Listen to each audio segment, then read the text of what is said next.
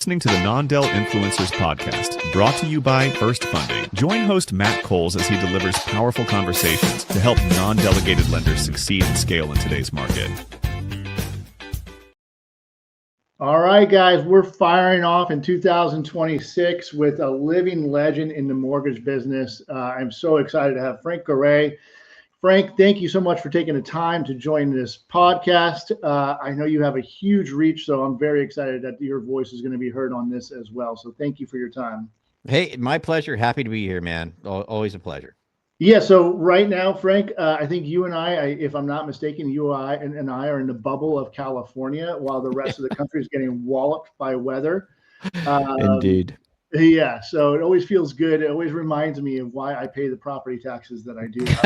Amongst other things. Yeah, we were just having that conversation today. It's, California's beautiful, but, it comes at a cost. Yeah, exactly. So, Frank, you have been, I've been in your universe for, I started off 20 plus years ago, and you've always been a part, and you really were one of the first ones to kind of take the video age out to loan officers in the industry. So just kind of, what's been the evolution of what you're doing? How did you get started, and why did you decide to have such a big voice in our industry? What was going on in your world that says, I want to bring this out to other people? It was purely accidental. It was one of those stories where it was just, we're heading into the big crash in 07 and 06.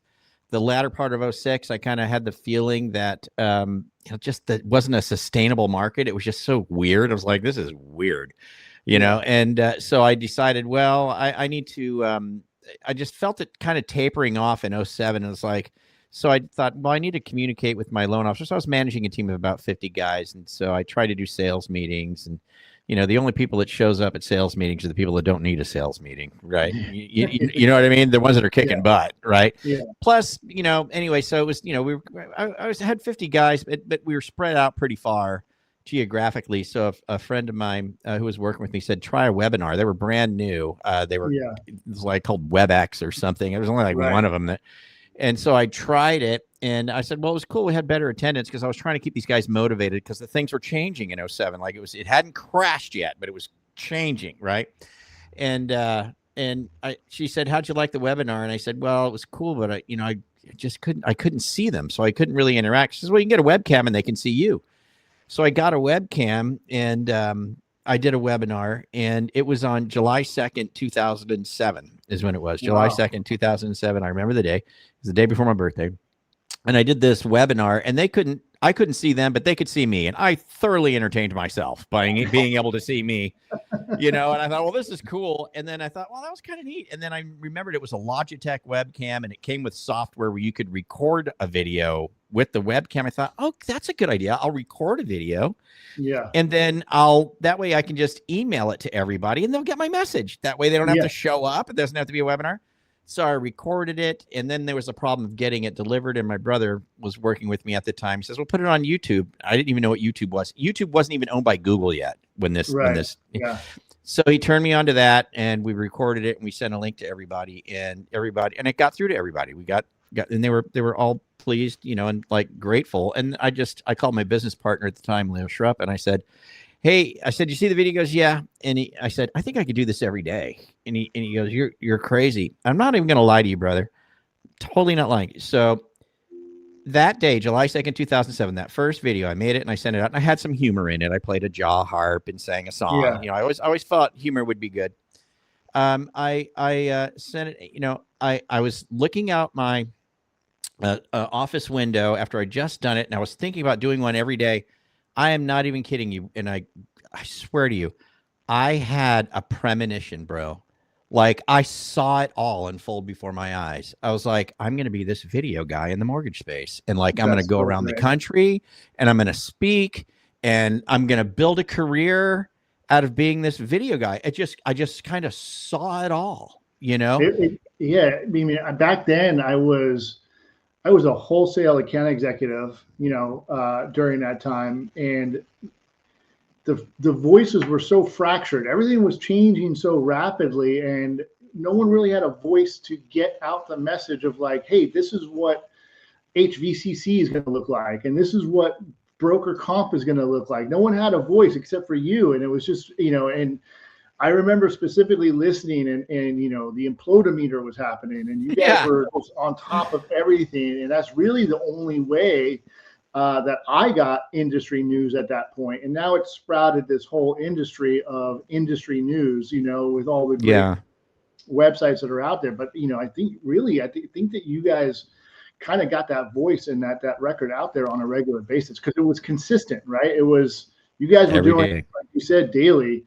And man, there was a lot of good content on a daily basis. It sure was. We really caught lightning in a bottle. But that premonition I had, dude, it all came true and it all happened. And it's like, and now here I am. It's kind of post all of that. Things have tapered down. Brian still does the National Real Estate Post. I went off to do work with Mortgage Marketing Animals about 5 years ago.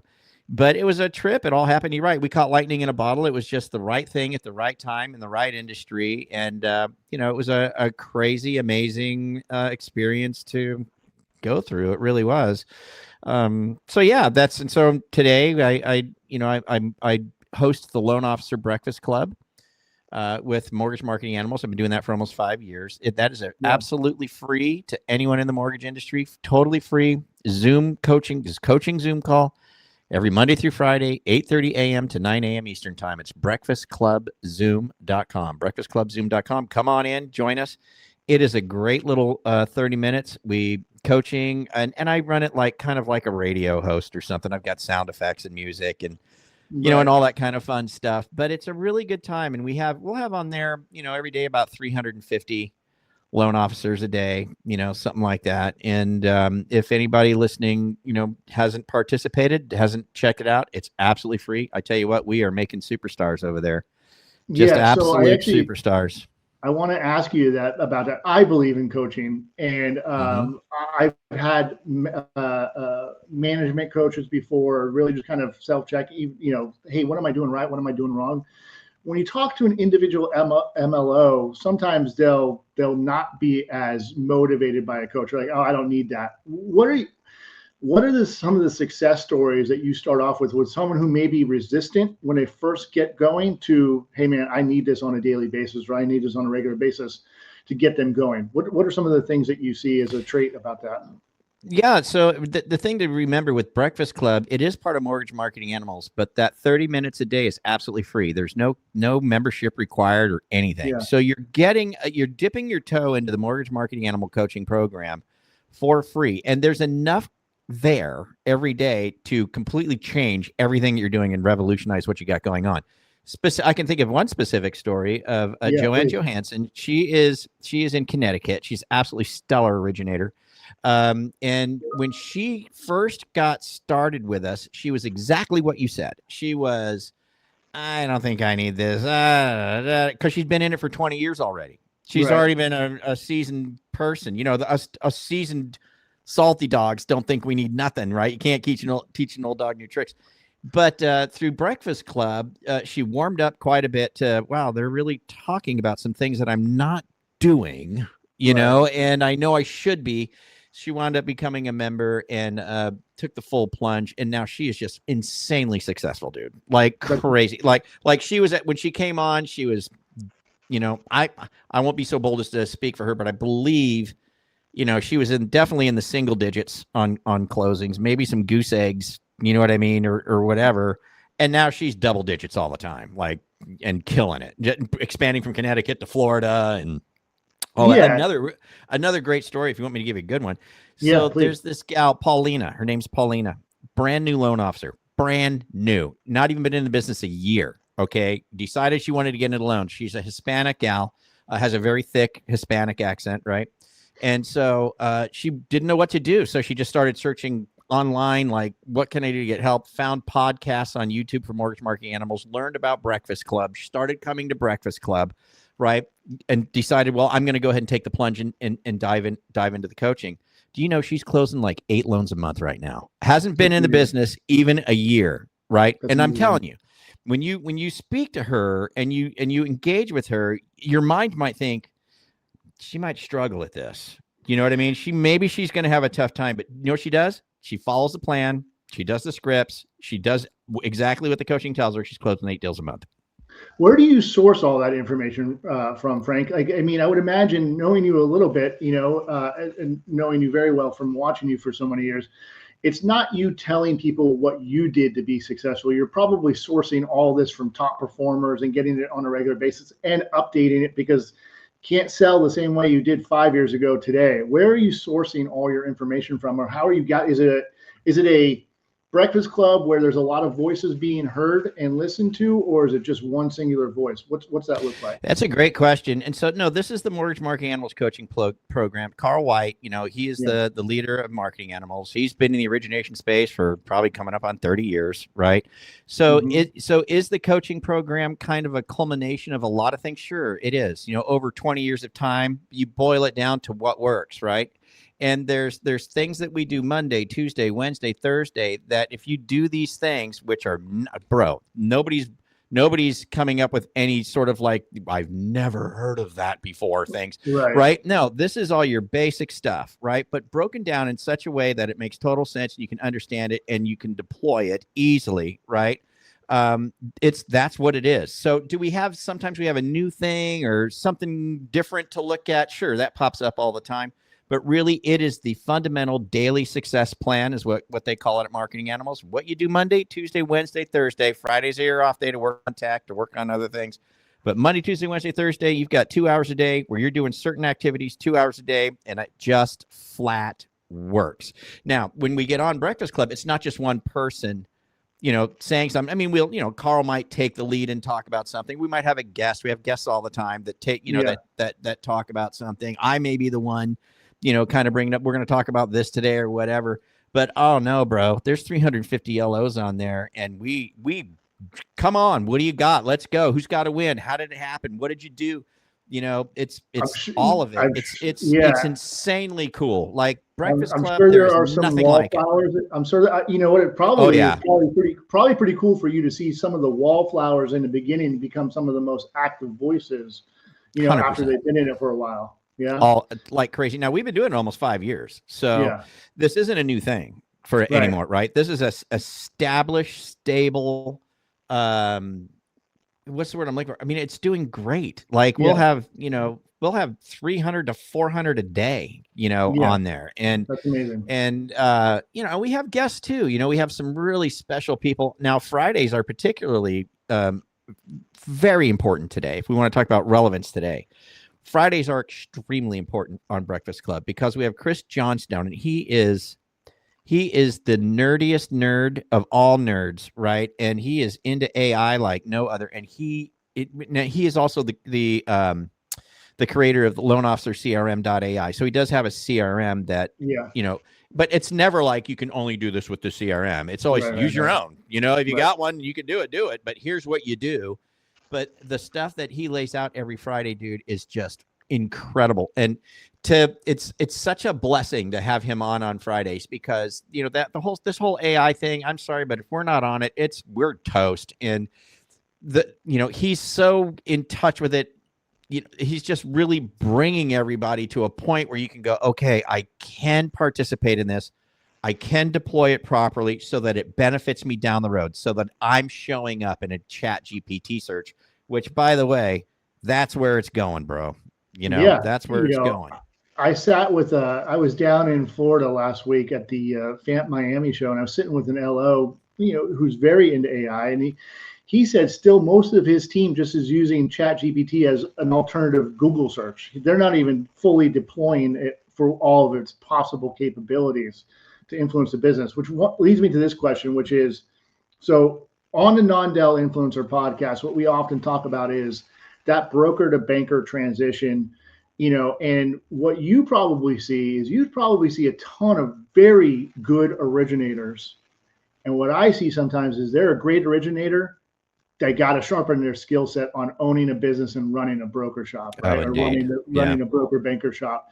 And so are you guys coaching to that? Have you guys ever coached to that? And what does that look like on your side of it? Yeah, absolutely. We have a partner, Kevin Gillespie. He runs the Loan Officer Leadership Program for Mortgage Marketing Animals, which is specifically devoted to leaders, regional owners, regional managers, branch managers, that type of thing. And yeah, so they specifically coach toward that and have coaching set aside just for people that are going to transition from, originator to maybe broker owner to maybe banker, right? Right. They have that in place. And in fact, all the way down to the business planning, like Perfect. how to do it, to the nuts and bolts. It's there and it's available. Yeah, because it's a very comprehensive coaching program. Yeah, I do a segment with one of our mutual colleagues, Ginger Bell, about business planning, and we talk about this all the time: mission statement, your ethics, your purpose. You got to all write that down, because every time I talk to someone who wants to move from broker to banker, it's almost always because they want to grow. They want to bring more people onto their team. They want to add more states. They want to get more relationships. And then when you ask them, okay, well, what's your mission statement? Who's your perfect customer? What all those basics? It's kind of like a blank stare, right? And just having all that foundation is what's necessary to grow a company. What's some of the chatter that's going on amongst the LOs today? What are the challenges that they're dealing with that you guys are talking quite a bit about on your daily meeting? Sure. Yeah. And I'll briefly kind of still dovetail off what you were saying about the leadership and going forward.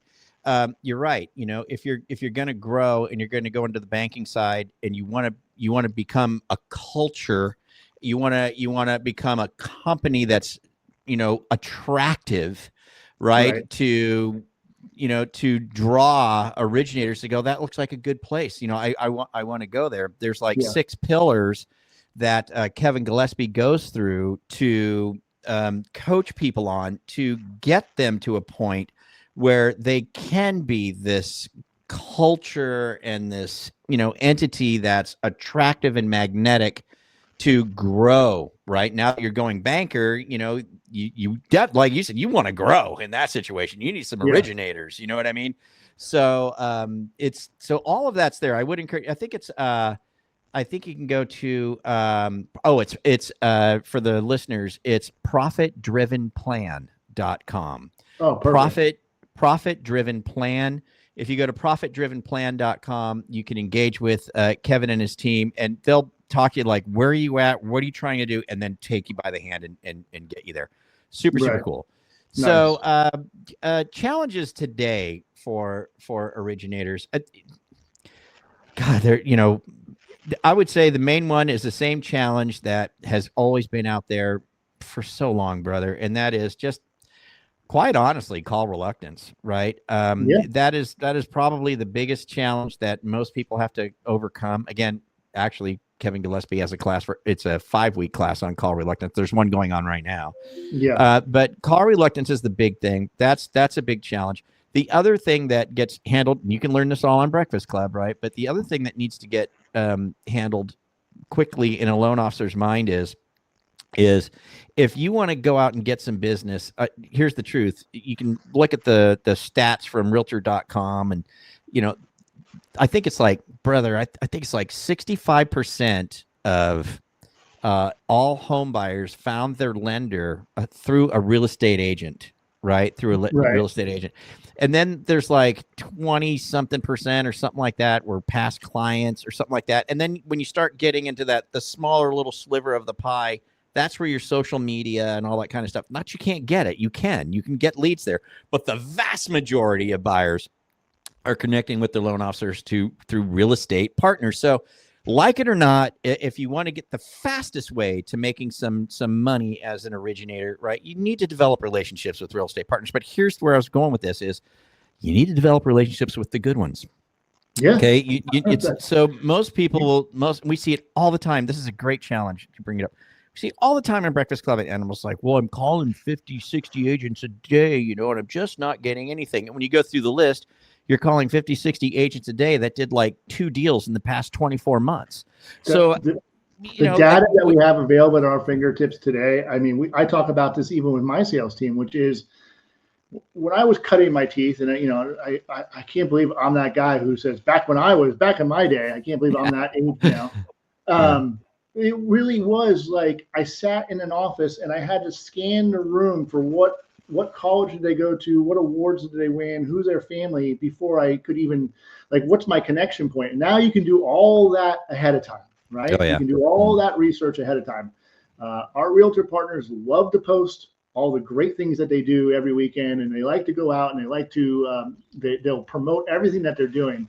And if there's a connection somewhere, as long as it's genuine, that's the other thing I talk about. And one of the things I talked about with my salespeople recently was, if you love dogs and the person you're trying to attract runs a cat shelter, don't automatically just go in there and say, oh, I love cats. Look at me. I love cats so much, right? Like, the connection has to be genuine, and people like to do people that they like working with. That's the simplest basic thing. And as long as you can find a connection, and I couldn't agree more that calling on somebody who doesn't do the business that you want to do is you're just checking off the box to make yourself feel good. You're not actually doing the work that's going to make you progress. Indeed. Yeah. And that's where we start in animals. Like, there's so many softwares out there. In fact, inside of the loan officer CRM with Chris Johnstone, he has Model Match built in. It's part of the CRM.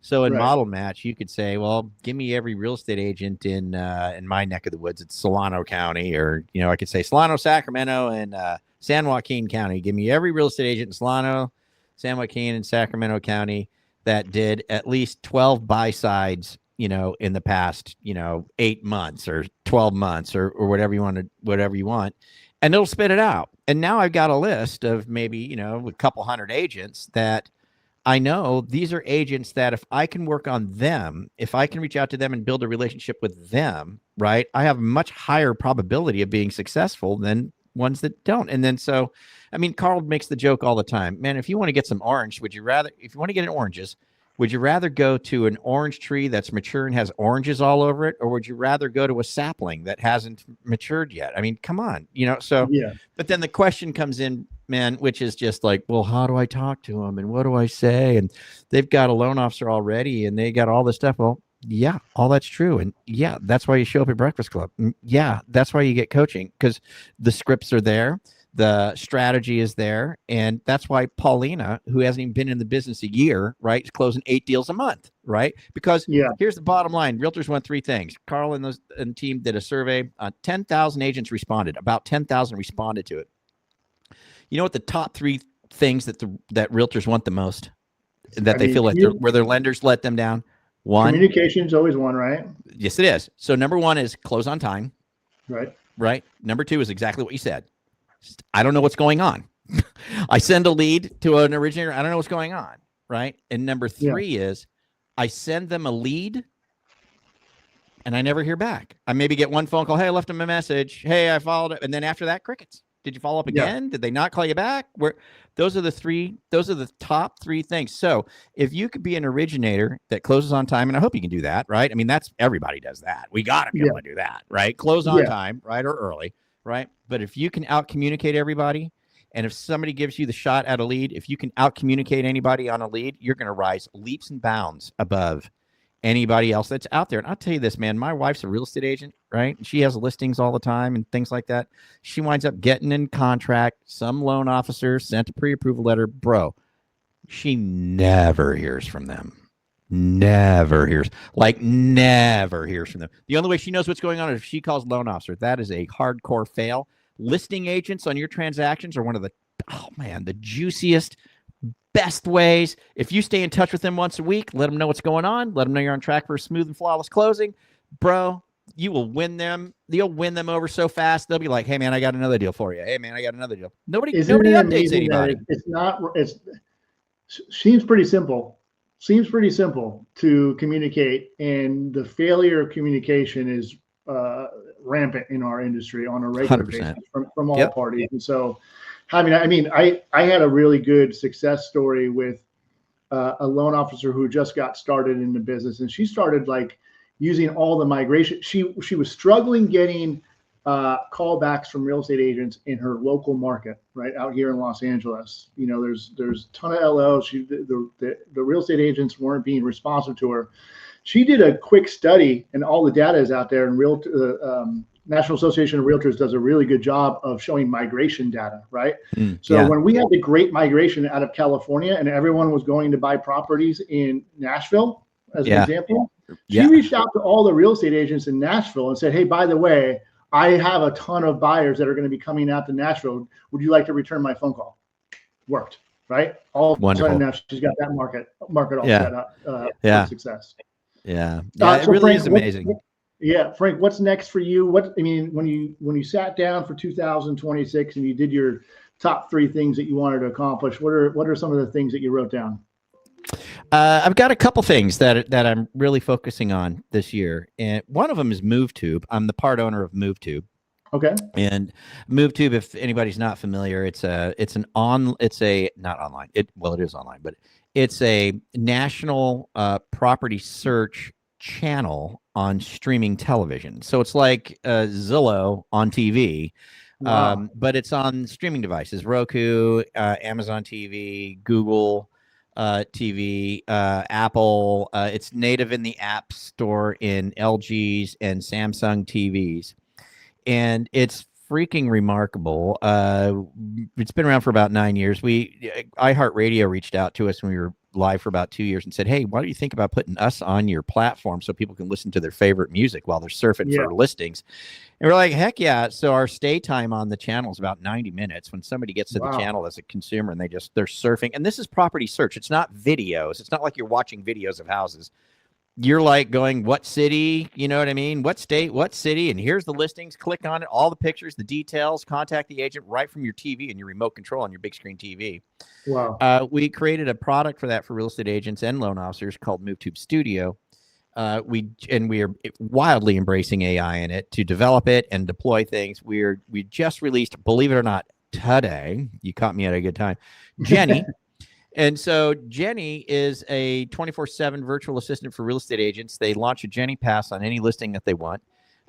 They get a sign writer with a Jenny code. And yes, her phone number is 8675309. That is her phone number. Okay. So, someone's driving by the house. Yeah, someone drives by the house. They see the number. They give Jenny a call. She asks for a code. She can answer any and all questions on the property. Unfortunately, the people that are embracing AI don't even know what you just referred to. Unfortunately, that's yeah, right.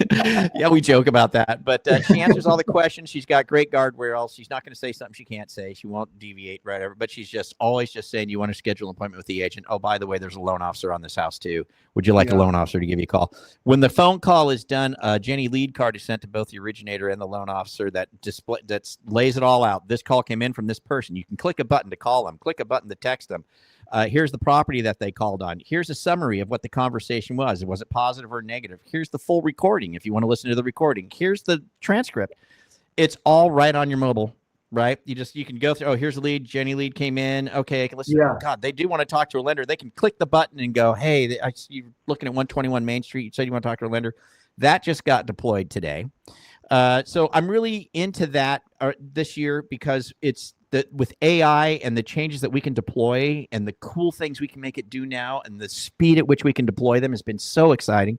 So I'm very much into that. And the other thing that I'm doing, believe it or not, oh God! I told you, you're a legend. You do everything. Yeah. So I decided to move away from the residential side. I really didn't do much residential lending at all while I was doing National Real Estate Post or any of that, even with mortgage marketing analysts. But I kind of started to dip my toe back in a little bit for various reasons, and then decided I just don't want to do that.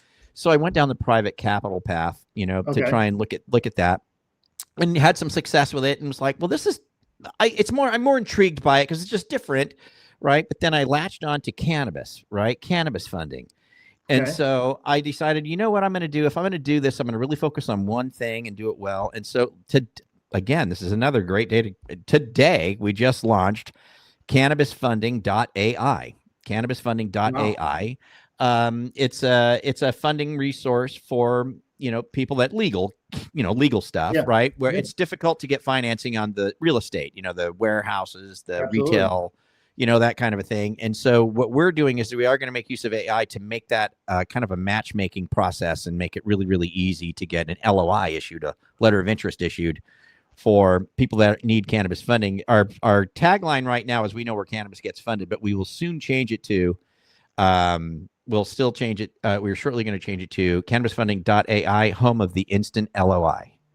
So we're going to make use of Great. AI to be able to produce that. Yeah. Got your plate full, and I want to kind of end it on. I want to end it on this, which is one of the things that everything that I'm hearing that you're talking about is laying the foundation. Because one of the talking points that I have with all of my lenders and everyone that's an originator basically is when rates rally, like they will at some point, right? They will drop and the refinance market will open back up. The entire TPO side of the business forgot to call real estate agents for a year and a half, right? And laying the foundation for all these touch points in the services that you're providing and all that, and leveraging AI to make sure that we're not losing face when the market does rally is absolutely critical to the success on the TPO side of things this time around.